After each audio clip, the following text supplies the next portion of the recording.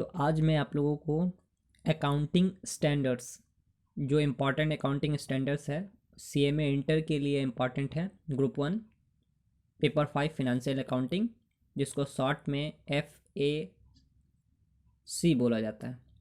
तो आज मैं वो जितने भी स्टैंडर्ड्स हैं अकाउंटिंग स्टैंडर्ड्स में बहुत ही आसानी के तरीके से आपको फर्स्ट टाइम यूट्यूब में मिलेगा।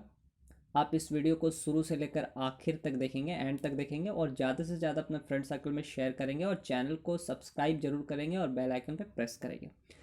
और ये अब मैं जो आपको कोड बोल रहा हूँ, निमोनिक्स मेथड बोलते हैं इसको। मेमोरी सा कैसे आप किसी चीज़ को एक नंबर और डिजिट अल्फ़ाबेट के जरिए याद करते हैं, वो अब मैं बता रहा हूँ। इससे आप बहुत कुछ याद कर सकते हैं। मैं अगला सीरीज़ जो है कॉस्ट अकाउंटिंग स्टैंडर्ड्स, मैं उस पर लाऊंगा, ठीक है। उसी तरह टैक्स पे बन लाऊंगा। अभी मैंने ये फिनेंशियल अकाउंटिंग को शुरू किया है, तो चले स्टार्ट करते हैं। Welcome back in MMH study point. MMH study point में आपका स्वागत है। तो without wasting a time video को शुरू करते हैं। तो सबसे पहले निमोनिक्स मेथड में आपको क्या है, कुछ अल्फ़ाबेट आप देख रहे हैं और कुछ नंबर देख रहे हैं। आपको पता होना चाहिए कि जो नंबर होता है एक्चुअली 0 से लेकर 9 तक ही होता है। उसी से हम कितना भी नंबर बना सकते हैं।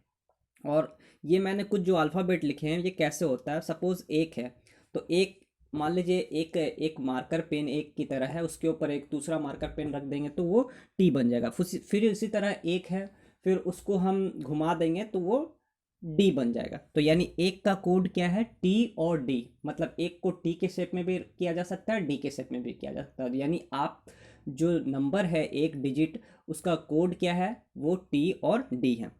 दो को 90 डिग्री मूव करेंगे तो किसकी तरह बन जाएगा, एन की तरह। तीन को फिर 90 डिग्री मूव करेंगे तो किसकी तरह बन जाएगा, एम की तरह। और जो हिंदी में जो चार होता था वो आर की तरह लिखा जाता था। और आपके हाथ में 5 उंगली है, अगर आप 5 उंगली को ध्यान से देखेंगे तो वो एल शेप की तरह रहेगा।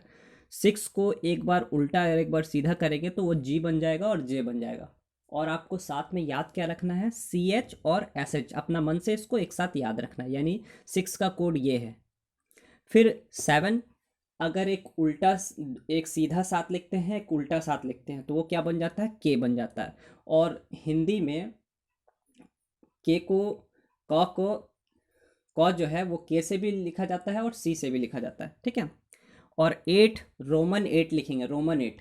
यानी 5 और 3 जो लकीर खींचते हैं ना, उसको रोमन 8 बोलते हैं। रोमन 8 पता है ना, वी का शक्ल में जो बनाते हैं और 3 को दागी डंटा खींचते हैं, उसको रोमन 8 बोलते हैं। तो अगर जब लिखेंगे तो वो उसमें जो वी है, वो जो 5 जो होता है वो वी बन जाएगा। और 3 को जो डंटा बचा है, एक डंटा सीधा खींचेंगे, एक डंटा ऊपर खींचेंगे, एक डंटा बीच में खींचेंगे, तो वो एफ बन जाएगा। यानी 8 का कोड वी और एफ हो गया।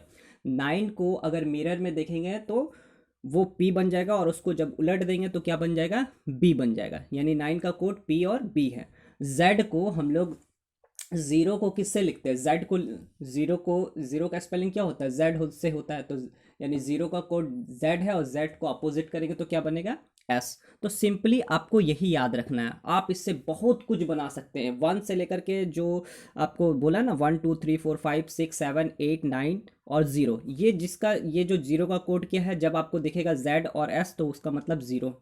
अभी मैं इसको अप्लाई करके दिखाऊंगा, बस आपको इतना याद रखना। बाकी जो अल्फ़ाबेट नहीं आया उसका कोई इस्तेमाल नहीं है, और भोवेल का कोई इस्तेमाल नहीं है। जहाँ जहाँ भोवेल आएगा उसको काट देंगे, और बाकी सब कोई अल्फ़ाबेट का कोई काम नहीं है। बस इतना ही अल्फ़ाबेट, इतना ही डिजिट से आपको कोड बनेगा, ठीक है। अभी मैं सिखाऊंगा कैसे अप्लाई करना, सिखाऊंगा आपको। और याद रखिए, जब कोई लेटर एक साथ दो बार रिपीट होगा, सपोज जी जे एक साथ आ गया, तो उसमें सिर्फ एक ही का वैल्यू काउंट किया जाए। मान लो हम लोग कोई बनाते हैं और बनाते वक्त दोनों एक साथ आ गया, ठीक है।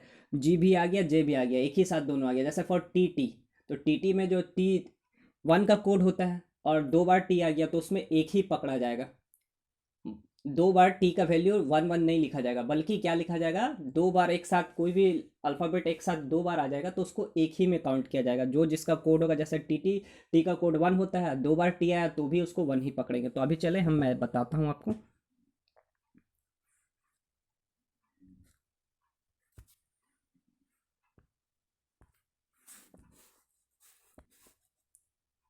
जैसा कि मैंने बोला था ना, मैं आपको अप्लाई करके दिखाऊंगा। तो ये अकाउंटिंग स्टैंडर्ड में 5 ये जो फेमस अकाउंटिंग स्टैंडर्ड है, वो मैं आपको आज एकदम दिमाग में रटा दूंगा।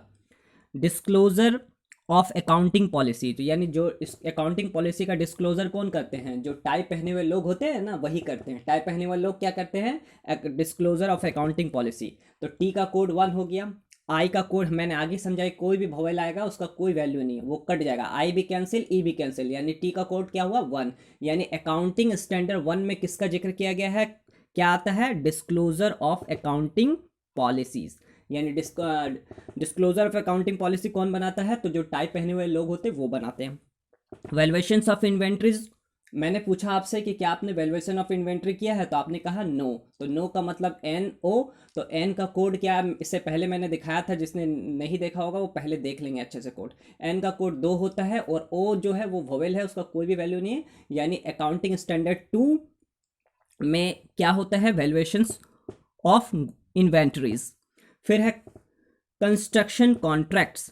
तो मैंने पूछा कंस्ट्रक्शन कॉन्ट्रैक्ट का मेंटेनेंस किस ऐप के जरिए किया जा रहा है, तो आपने कहा कू ऐप के जरिए किया जा रहा है। किस ऐप के जरिए किया जा रहा है, कू। तो के डबल ओ कू, तो के का जो कोड होता है वो क्या होता है, 7 होता है, और जो ओ है वो वोवेल है, उसका कोई वैल्यू नहीं, वो कट जाएगा। यानी अकाउंटिंग स्टैंडर्ड 7 में किसका जिक्र किया गया है, construction contracts. Revenue recognitions, revenue recognitions, revenue recognition, सबसे ज़्यादा रेवेन्यू रिकॉग्निशन कहाँ पे होता है, तो आपने बताया पोस्ट ऑफिस में। P dot O means post office, सबसे ज़्यादा रेवेन्यू रिकॉग्निशन कहाँ पे होता है, पोस्ट ऑफिस में। पी का कोड मैंने इससे पहले बताया था क्या होता है, 9, और ओ वोवेल है, उसका कोई वैल्यू नहीं। यानी अकाउंटिंग स्टैंडर्ड 9 में क्या बताया गया है, revenue recognition. Property plant and equipment, property plant and equipment में क्या लगता है, टीडीएस लगता है। क्या चार्ज लगता है, TDS. Property plant and equipment में क्या लगता है, टीडीएस। तो टी का कोड 1 हुआ। टी और डी एक साथ, मैंने आगे समझाया था कि जब कोई लेटर जिसका कोड एक ही होता है, दोनों एक ही साथ आए, टी का कोड भी 1 होता है, डी का कोड भी 1 होता है, दोनों एक साथ आया, तो उसमें दोनों का बदले एक एक नहीं लिखेंगे, 2 बार एक नहीं लिखेंगे, बल्कि एक ही बार एक लिखेंगे। टी डी के बदले एक ही बार एक लिखेंगे, क्योंकि ये दोनों जो लेटर है, अल्फाबेट है, वो एक का कोड होता है। तो टी और डी दोनों एक साथ आया, तो इसमें सिर्फ क्या लिखेंगे, 1। और एस का कोड क्या होता है, एस किसका कोड होता है, तो एस जीरो का, एस किसका कोड होता है, 0 का कोड होता है। तो 1 और 0, तो 1 0 क्या हुआ, 10। एस किसका कोड होता है, 0 का, तो 1 और 0 यानी 10। यानी अकाउंटिंग स्टैंडर्ड 10 में किसका जिक्र किया गया है, किसके बारे में बताया गया है, property plant and equipment. Property plant and equipment यानी TDS. Property plant and equipment में क्या चार्ज होता है, टीडीएस। तो टीडीएस मतलब टी का कोड, और टी और डी एक साथ है तो उसको एक ही पकड़ेंगे। ये किसका कोड है, 1 का, और एस किसका कोड होता है, 0 का। तो अकाउंटिंग स्टैंडर्ड 10 में किसका जिक्र किया गया है, प्रॉपर्टी प्लांट एंड इक्विपमेंट। इसी तरह का लेटेस्ट अपडेट पाने के लिए हमारे चैनल के साथ बने रहे। और भी मैं बहुत ही अनोखा तरीका से आपको वीडियो दूंगा, जो फर्स्ट टाइम यूट्यूब में होगा, यूट्यूब के इतिहास में ये पहली बार होगा। इसलिए ज़्यादा से ज़्यादा फ्रेंड सर्कल में शेयर करें, हमारे चैनल को सब्सक्राइब करना ना भूलें, ज़्यादा से ज़्यादा फ्रेंड सर्कल में शेयर करें। Thanks for watching.